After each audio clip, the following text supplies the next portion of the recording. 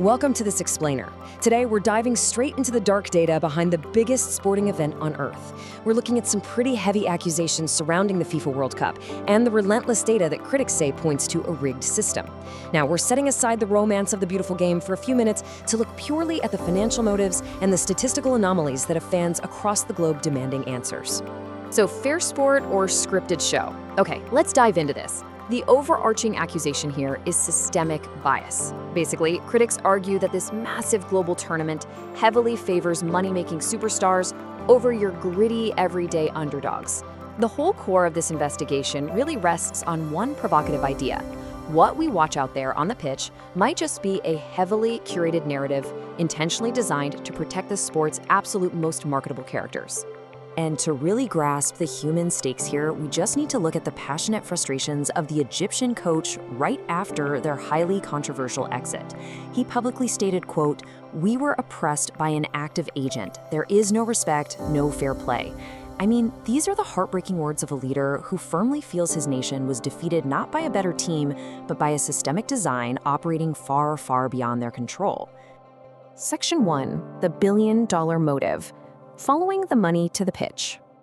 Let's talk about the massive financial reality of the 2018 to 2022 commercial cycle. FIFA pulled in an astounding $7.5 billion in revenue. Just think about that number for a second. That kind of unimaginable wealth is heavily dependent on television ratings and massive global sponsorships. And what drives those? Well, almost entirely it's global superstars like Messi, Ronaldo, and Mbappe. As you'll see in the data, early tournament exits by those massive superstars cause catastrophic ratings drops for the broadcasters, the ones paying billions for the rights. Critics point out that this dynamic creates an immense institutional pressure to protect these highly marketable characters, ensuring they reach the final rounds to keep those massive global audiences glued to their screens. Moving on to Section 2, the 2022 penalty anomaly, the statistical outlier. We absolutely have to emphasize this historic anomaly right here. 5. Argentina was awarded an unprecedented 5 penalties in just 7 games on their way to lifting the trophy. To put that into perspective, this is a statistical outlier that has literally never been seen before in the entire history of the tournament. And naturally, it immediately drew the attention of data analysts around the world. Specifically, analysts point to controversial soft contact calls in matches against Poland, Croatia, and France.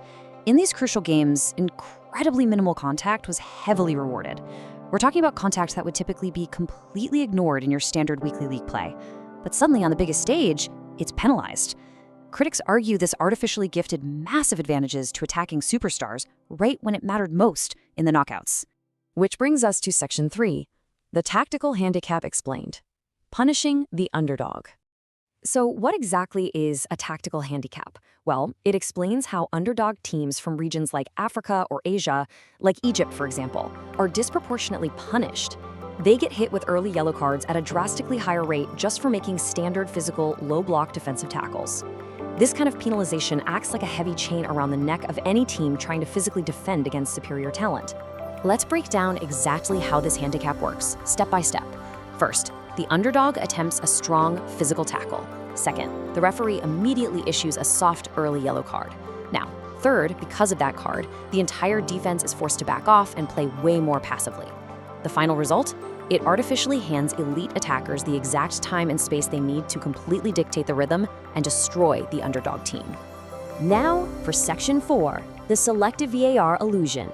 Technology or narrative? There was a massive contrast here between the strict letter of the law, which was used to painfully disallow Egypt's massive goal by reviewing the continuous buildup, and the commonly accepted spirit of the game, which trusts common sense and on-field decisions.